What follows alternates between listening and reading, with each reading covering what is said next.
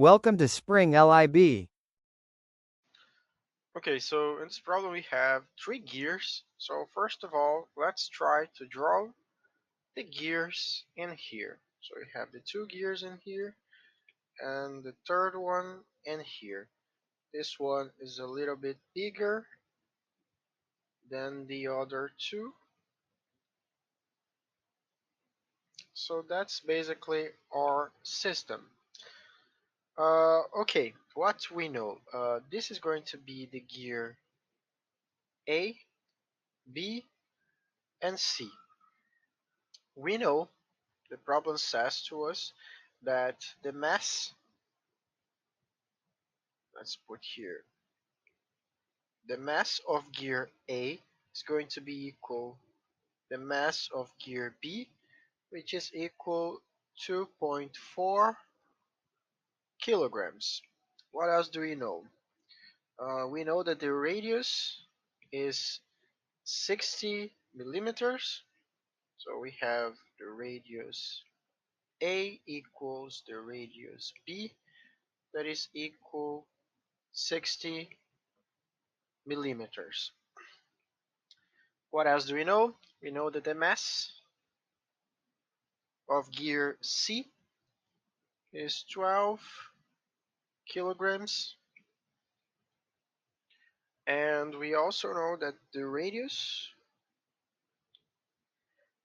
of gyration of the gear C is 150 millimeters. Okay, so that's basically the information about the system that we have. We also know we also know that a couple M, so let's put here we have a couple M with constant magnitude of 10 newtons meters is applied to the gear C. And this problem just want to know in the first part, so in part A, we want to know the number of revolutions on the gear C required for its angular speed increases from, let's put here, the angular speed, this is omega 1, goes to omega 2, and we want that omega 1 is equal 100 to, let's see, 450 rotations per minute. So that's part A. We want to know the number of revolutions, so we want theta, the number of revolutions for the speed increase by this amount. And in part B, we want the corresponding tangential force acting on the gear A. So we want the tangential force. Okay, first of all, we know that the three gears has a moment of inertia. So let's put here the moment of inertia of the gear A, which is going to be equal to the gear B because they are equal. And we know that the moment of inertia is just mr squared, which gives us 2.4 that multiplies in meters 0.06 square. Okay, that gives us a total of 8.64 times 10 to the minus 3 kilograms meters square. So that's the moment of inertia of the gear A and the gear B. Now let's do the same for the gear C. And the moment of inertia of the gear C is the same equation, so it's just 12 that multiplies the radius, which is 0.15 square. That gives us a total of 270 times 10 to the minus 3 kilograms meters square. Okay, that's the first thing we must know, the moment of inertia of each one of the gears. But now, in order to calculate the part A, we want to know the number of revolutions to the speed increase. And to calculate this, we must use the conservation of the energy. Let's put here on black. We must use the conservation of energy. Therefore, we know that the kinetic energy of the system in the first position plus the energy generated by the couple to go from position 1 to position 2 needs to be equal the kinetic energy in position 2. Okay? Therefore, we must calculate each one of these quantities, and there, and after that we will find the answer for part A, which is the number of rotations. So first of all, who is the kinetic energy in the first situation? Is just the kinetic energy of the gear A in the first position plus the kinetic energy of the gear B in the first position plus the kinetic energy of the gear C in the first position. And that's just, let me see, half of I that multiplies omega. Let's put in this way.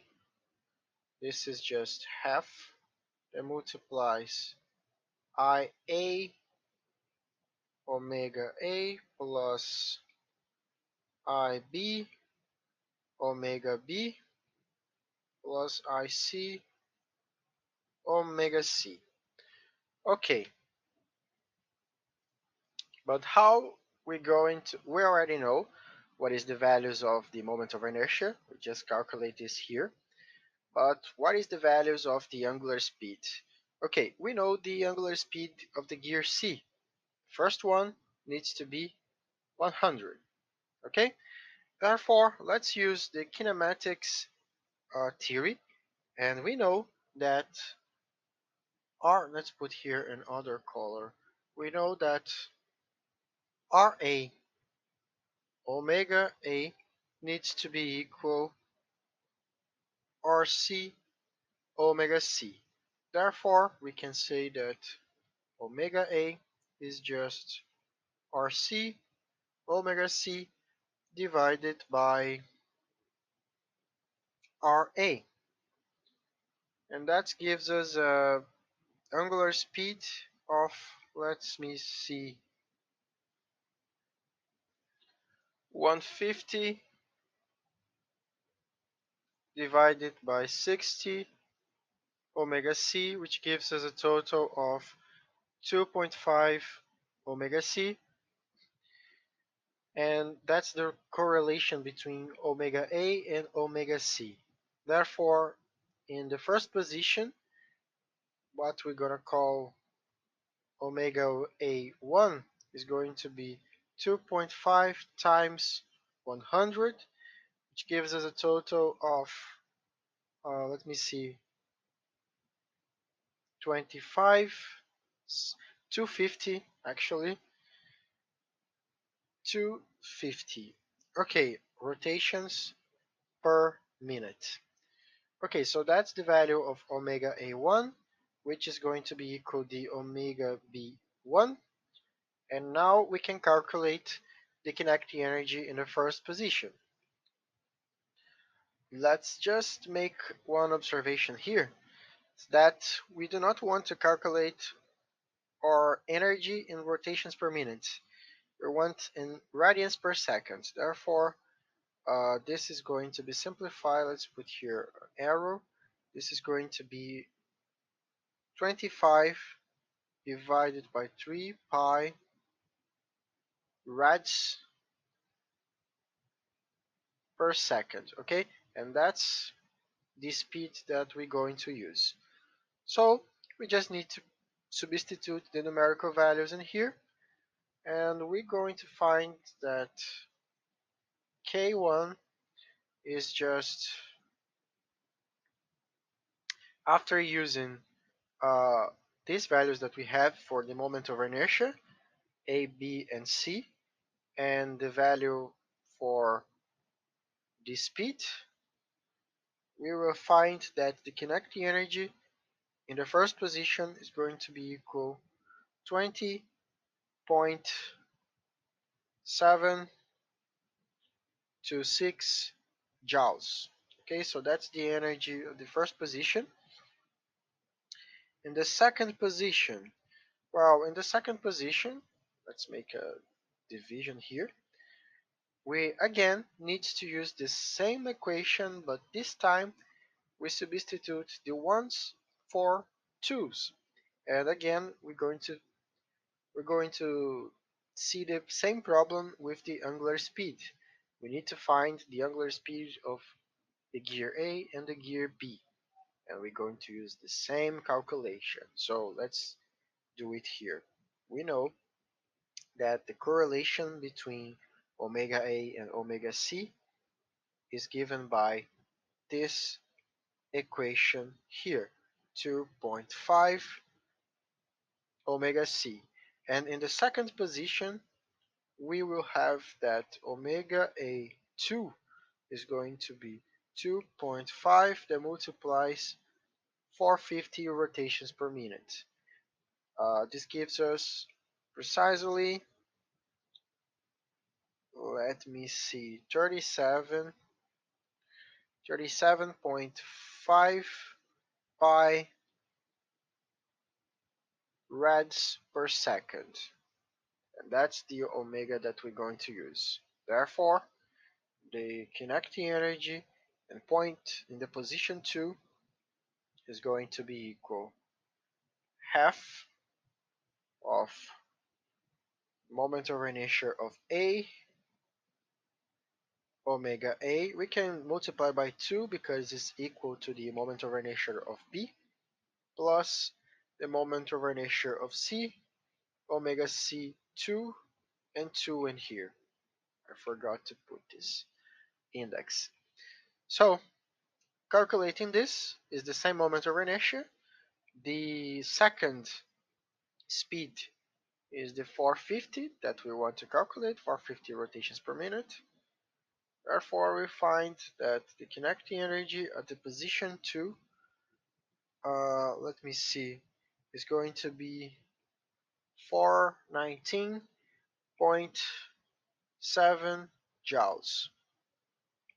That's the second kinetic energy. And finally, but not last, we need to find the potential energy of the couple that moves the gear for position 1 to position 2. And that's given by the magnitude multiplied by the angle of rotation of the gear C. And the magnitude, as we saw at the beginning of the problem, is just 10. Therefore, this is going to be equal 10 theta C. And theta is precisely the answer that we want. Therefore, solving the equation for part A, so part A, we have to solve K1 plus the energy, potential energy from position 1 to position 2 plus K2.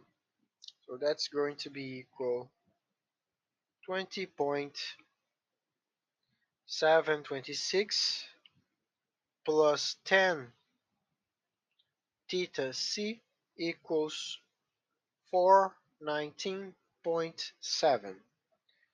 That gives us a value, let's put here, of theta C equals 39.898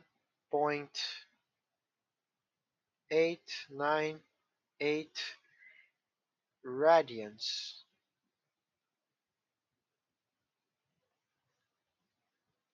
Therefore, Since we want to discover the number of revolutions that the gear C must do to generate this speed, to go for this speed, we just need to divide it theta c by one revolution, which is 2 pi. Therefore, we will find that the number of revolutions is going to be equal 6.35 revolutions. And that's the answer for part A. We still have to answer the part B. And what do we want in part B? Let's remember here, we want the tangential force on the gear A. I forgot to put this here. We want the tangential force on the gear A. Okay, how we going to calculate the tangential force? Well, to calculate the tangential force, we must remember that this is just, let's put here, the tangential force is just going to be the magnitude in the gear A divided by the radius of gear A. This is the definition. Therefore, the only problem here is to discover who is the magnitude on the gear A. So, to calculate this, we will use the same equation we used to calculate the part A. We're going to use the kinetic energy, the principle of work and energy. Therefore, let's do it here. The principle of work and energy for only the gear A, we are not looking to the entire system anymore, only for gear A, K1A plus MA theta A equal K2A. We already know what is K1 and K2 because we already calculated this. It's just the moment of inertia multiplied by the speed, the angular speed square. Don't forget this. I actually forgot to put this here. The angular speed square. Here we also have the angular speed square. Sorry guys for forgetting this, but we need to put this square. Otherwise this will be incorrect. Let me see. K2 on the gear A. Okay, so K1 and K2 we already have. This is going to be 2.6909. Actually, no. 9609.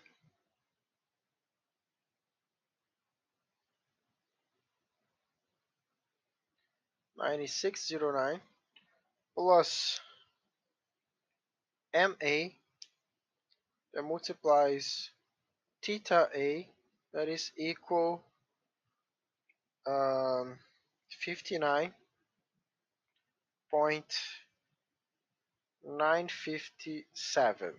Okay, so who is the theta A?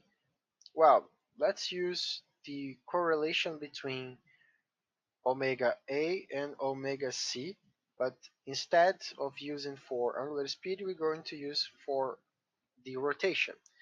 Therefore, we can say here, let's do the observation, that theta A is 2.5 theta C.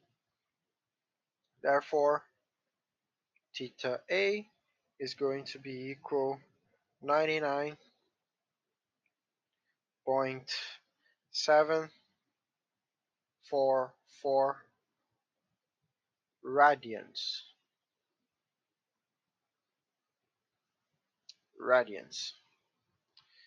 Therefore, if we put this value in here, we will find that the magnitude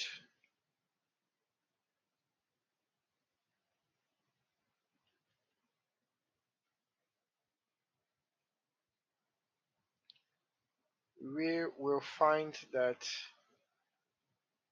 the magnitude is going to be equal 0.57142 newtons meters. Okay? And finally, our tangential force is going to be equal 0.57142 divided by 0.06, which gives us a total of 7.14 newtons, and that's the value of the tangential force on the gear A. Okay, that's the final answer. Thanks for watching.